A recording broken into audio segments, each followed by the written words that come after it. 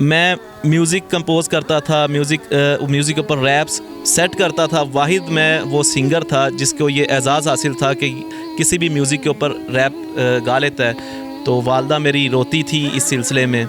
ऐशो इशरत में मुब्तला शख्स था मैं, कभी सोचा नहीं था चेहरे के ऊपर दाढ़ी सजाऊँगा। ये अल्लाह की तरफ से तोहफ़ा हुआ, तो बस हमारी तो औकात ही नहीं है।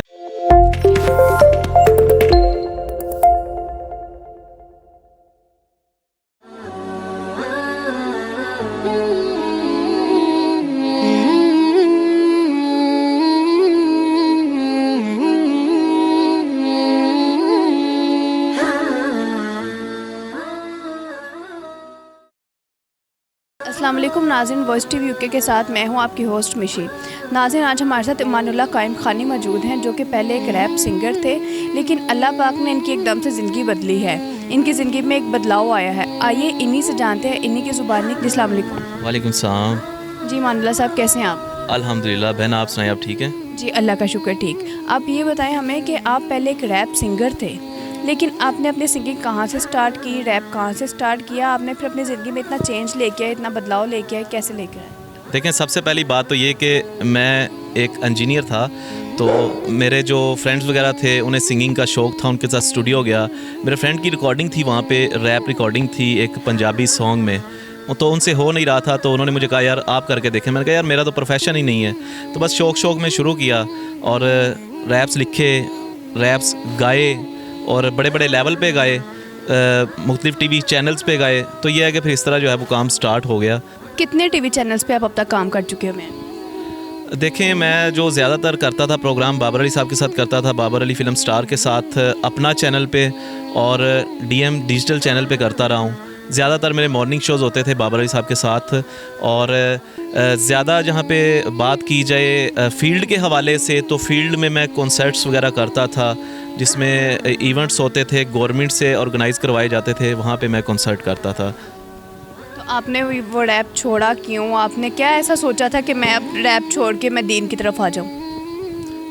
देखें, इसमें यह है कि जब मैंने रैप स्टार्ट किया तो मैंने उसमें बड़ी स्ट्रगल की। आपने क्वेश्चन किया कि आपने छोड़ा क्यों, तो उसके पीछे एक बड़ी लॉजिक थी मेरी मदर की। बेसिकली जब मैं रैप स्टार था, मैं सफ़र करता था, कहीं भी आता जाता था, मेरे माइंड के अंदर वो बीट्स चल रही होती थी, मैं म्यूज़िक कंपोज़ भी करता था, गिटारिस्ट भी था। तो हर वक्त दुनिया की ऐशो इशरत में मुब्तला शख्स था मैं, कभी सोचा नहीं था चेहरे के ऊपर दाढ़ी सजाऊँगा। ये अल्लाह की तरफ से तोहफ़ा हुआ, तो बस हमारी तो औकात ही नहीं है। तो ऐसा है कि मैं म्यूज़िक कंपोज़ करता था, म्यूज़िक के ऊपर रैप्स सेट करता था। वाहिद मैं वो सिंगर था जिसको ये एज़ाज़ हासिल था कि किसी भी म्यूज़िक के ऊपर रैप गा लेता है। तो ऐसा हुआ कि मेरी वालदा जो हैं वो बचपन से तहज्जुद गुज़ार हैं, 5 वक़्त की नमाज़ी हैं। तो अक्सर महसूस करता था कि मेरा मज़हबी घराना है और मैं किस साइड पे चला गया हूँ। तो वालदा मेरी रोती थी इस सिलसिले में। एक दिन ऐसा हुआ कि मैं अपनी वालदा के पास गया, तो वालदा ज़ारों के तार रो रही थी, और वो लम्हा आज भी मुझे याद है, जिसकी वजह से वो जो मैंने फ़ील्ड छोड़ दी, मुझे बस वो एहसास हो गया कि मतलब एक गुनाहों की लज्जत, गुनाहों का चर्चा, और मेरे जैसा इंसान जो हर वक्त म्यूज़िक में गुम हो, वो कैसे एक सीधी रास्ते पे आ सकता है। उसमें यह है कि मेरी वालदा ने मुझसे बस इतना कहा कि बेटा, मैं आप 10 साल बाद मेरे घर औलाद हुई और आप मेरे बड़े बेटे हो, तो आप किस साइड पे चल पड़े हो, मुझे देख लें, अपनी पूरी फैमिली को देख लें, हमारा एक मज़हबी घराना है।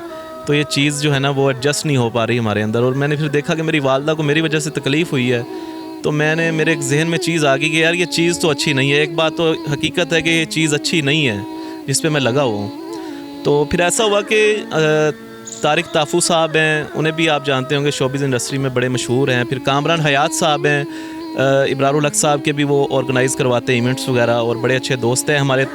तो कामरान हयात भाई ने मुझे इनवाइट किया अलहमरा हाल में, माल रोड पे। वहाँ पे एक महफ़िल थी, दावत इस्लामी का एक प्रोग्राम था, तो वहाँ पे उन्होंने मुझे बुलाया। मैंने कहा यार मैं नहीं आता ऐसी जगह पे, मैंने मजाक में ही कह दिया। कहता नहीं आप आएँ यार एक बार।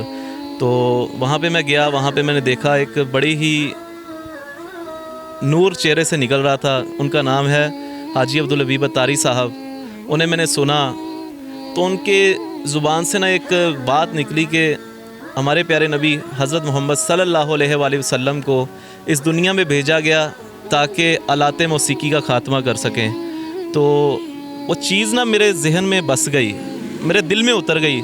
मैं जितनी देर उसी अलहमरा के अंदर हम कॉन्सर्ट करते थे, लेकिन मैं जितनी देर वहाँ पे बैठ के इस्लामिक स्कॉलर्स को सुनता रहा, हाजी अब्दुल हबीब साहब को सुनता रहा, मेरे आंसू नहीं रुक रहे थे कि यार हमारे नबी ने तो ये फरमाया है म्यूज़िक के बारे में, और मैं म्यूज़िक प्ले भी कर रहा हूँ, म्यूज़िक के ऊपर रैप्स भी गा रहा हूँ, और डीएम चैनल जो है वो 40 मुल्कों में लाइव प्रोग्राम चलता था। मुझे 40 मुल्कों की दुनिया मुझे लाइव सुन रही है, तो यार मैं तो गवाह बना रहा हूँ उन सबको, और हमारे नबी तो इस चीज़ से मना फरमाया है, तो मैं किस साइड पर जा रहा हूँ।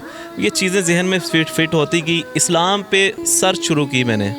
उसके बाद मेरे पीर साहब हैं सैयद ज़ुबैर शाह साहब, उन्होंने मुझे इस चीज़ में बड़ा सपोर्ट किया, उन्होंने मुझे इस चीज़ से निकालने के लिए, मैं आप यकीन करें मैं नहीं छोड़ सकता था। मेरी जो कैफियत थी, मुझे अंदाज़ा नहीं था कि कभी मैं म्यूज़िक को छोड़ूंगा।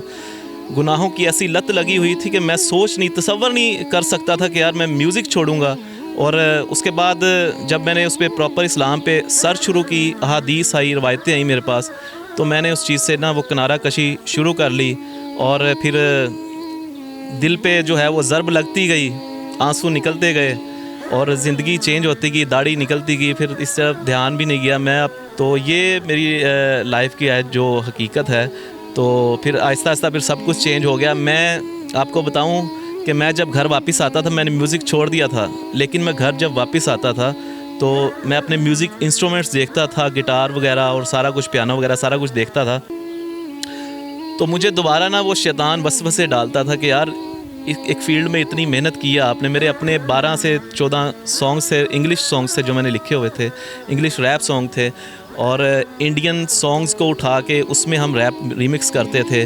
तो वो शैतान वसवसे डालता था कि यार दोबारा उस फील्ड में आ जाओ, बड़ी शोहरत है, बड़ी चर्चा है, तो ये सारे मामला थे। तो मैंने उस चीज़ का हल ये निकाला कि मैंने आखिरकार ये सोच लिया कि जब तक मैं अपने म्यूज़िकल इंस्ट्रूमेंट्स ख़त्म नहीं ना कर दूंगा तो ये वसवसे ख़त्म नहीं हो सकते। आप यकीन कीजिएगा कि मैंने अपनी गिटार जो मुझे बड़ी अजीज़ होती थी, मैंने उसे रख के मैंने उसे सहन में रख के उसको आग लगा दी। अब वो आग भी नहीं लग रही थी, शैतान और वसवसे डाल रहा था। वो इस तरह की लकड़ी से बनी हुई थी, उसे आग नहीं लग रही थी, स्पेशल गिटार थी। फिर मैंने उसके लिए स्पेशल लकड़ियाँ इकट्ठी की, लकड़ियाँ इकट्ठी करके उसके अंदर गिटार रख के उसे आग लगाई। तो मैंने जो मैंने बात सुनी कि आप सल्लल्लाहु अलैहि वसल्लम ने फरमाया कि मुझे इस दुनिया में भेजा गया मैं आलात मौसीकी का ख़ात्मा कर सकूँ। मैं अमानुल्लाह कायम खानी ने अपने नबी पाक की इस बात को मानते हुए अपने म्यूज़िकल इंस्ट्रूमेंट्स को जला दिया। उसके बाद लाइफ चेंज होती गई, आज आपके सामने है। आपकी वालिदा का क्या कहना था जब आपने अपने ये इंस्ट्रूमेंट सब जलाए? उनकी क्या सूरत हाल थी, क्या कैफियत थी, उनकी खुशी से क्या उन्होंने आपको बोला था? आपने जब अपने इंस्ट्रूमेंट्स को जला दिया था, आलात मौसीकी का खात्मा कर दिया था, आपकी वालिदा की क्या सूरत हाल थी, क्या कैफियत थी, खुशी का इजहार उन्होंने आपसे कैसे किया था? बड़ी खुश हुई थी और बड़ा अप्रिशिएट किया मुझे, और अल्हम्दुलिल्लाह वो मोहब्बत तब भी थी, लेकिन अब मोहब्बत मज़ीद बढ़ गई है कि मेरे बेटे ने मेरी लाज रख ली है। जिस माँ को मैं रोते हुए देखता था, उस माँ के होंठों पर मुस्कान आई मुझ जैसे गुनाहगार से इंसान की वजह से, तो बड़ी बात है जी। और ये आप यकीन करें भी बहुत से लोग मुझे देख रहे होंगे जो चाहते हैं कि वो म्यूज़िक में जाएं, जो चाहते हैं वो फिल्म इंडस्ट्री में जाएं। यकीन करें गुनाहों का दलदल है।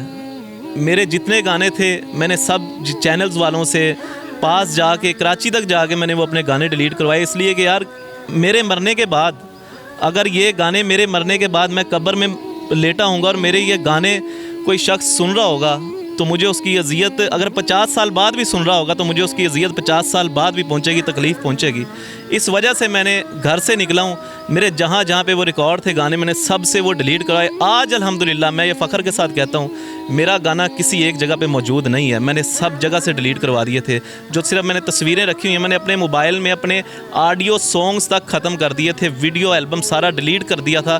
मेरे पास अब कोई हिस्ट्री नहीं है, सिर्फ तस्वीरें एक रह गई हैं, वो भी आपने कहा है तो इसलिए मैं आपके साथ वो शेयर कर रहा हूँ। अच्छा, आपने इतने रैप लिखे हैं, सब कुछ लिखा है, तो आपने अपने दीन के लिए कुछ लिखा है आज तक? अल्हम्दुलिल्लाह जी, लिख तो नहीं सके जी, इतना तो हमारे अंदर वो है नहीं कि हम दीन के लिए कुछ लिख सकें। हाँ, ये है कि चूँकि मेरा ताल्लुक़ शोबिज़ से था, तो जिस शोबिज़ में मैं जाता था, अब देखें मेरे ताल्लुकात ऐसे थे, फ़िल्म स्टार्स के साथ थे, ड्रामा एक्टर्स के साथ थे, शोबिज़ की हर फील्ड में मैं वाबस्ता था। अभी कभी खान साहब के साथ बड़े अच्छे ताल्लुकात थे, मैं 2 साल तक उनके साथ मॉर्निंग वॉक भी करता रहा हूँ कभी खान साहब के साथ। तो ऐसा है कि मैं जहाँ पे शोबिज़ में जाता था, उन लोगों के पास बैठता था। जब मैंने इस फील्ड को छोड़ा, आपने सवाल किया ना कि आपने दीन के लिए कुछ लिखा भी, लिख नहीं मैं सका, लेकिन मेरे पास इतनी सी मैंने काविश की कि मैं दोबारा थिएटर्स में जाता था। जो मजाकिया फ़नकार होते हैं, ऑफ द कैमरा उनके पास जाके उन्हें दीन की तबलीग करता था कि आएँ यार आप भी दीन की तरफ आएँ। और सिंगर्स के पास जाता था, अभी तक जो है वो डांस क्लब्स में जाता हूँ। मेरी कोशिश यही होती है कि यार अगर मैं अमानुल्लाह कायम खानी ने इस फील्ड को छोड़ दिया है, तो हज़ारों लाखों अमानुल्लाह कायम खानी यहाँ पे मौजूद हैं जो अभी भी इस गुनाहों की दलदल में फंसे हुए हैं और वो छोड़ना भी चाहते हैं, लेकिन उनके पास कोई ज़रिया आमदन नहीं है, तो अभी तक वो लगे हैं। लेकिन जिस शोबिज़ में मैं खुद वाबस्ता था, आज मैं उसमें जाता हूँ, लेकिन लोगों को तबलीग करता हूँ। और दूसरा, इस फील्ड को छोड़ा तो मेरे पास ज़रिया आमदन नहीं था। उसके अलावा जो है वो मैंने फिर सोशल मीडिया, डिजिटल मीडिया को ज्वाइन कर लिया। यह है कि अभी मैं इस्लामिक वीडियोस बनाता हूँ।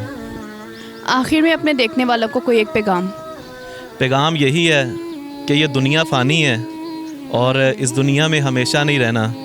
इस दुनिया से जो आज तक बड़े बड़े बादशाह हैं वो भी चले गए हैं, अपने हाथ बाहर खाली छोड़ के गए हैं। ऐसे ऐसे काम लोग छोड़ के चले गए हैं कि जिनकी आज तक उन्हें अजियत होती होगी, हम तो उनके लिए दुआ करते हैं। पैगाम यही है कि इस दुनिया की ऐशो इशरत में मुब्तला तो हैं, लेकिन कम अज़ कम खुदारा इतना सोचें कि आज आप यहाँ पे कितना जी लेंगे। 40 साल 50 साल चलें, आप 500 साल भी जी लेते हैं, आखिर मौत है। उस मौत का ज़रूर सोचें कि जब आपने कब्र के अंदर चले जाना है, और ऐसा वक्त भी आना है कि आपके अजीज़ो अकारब, यहाँ तक कि आपके बच्चे भी आपकी कब्र पर नहीं आएंगे।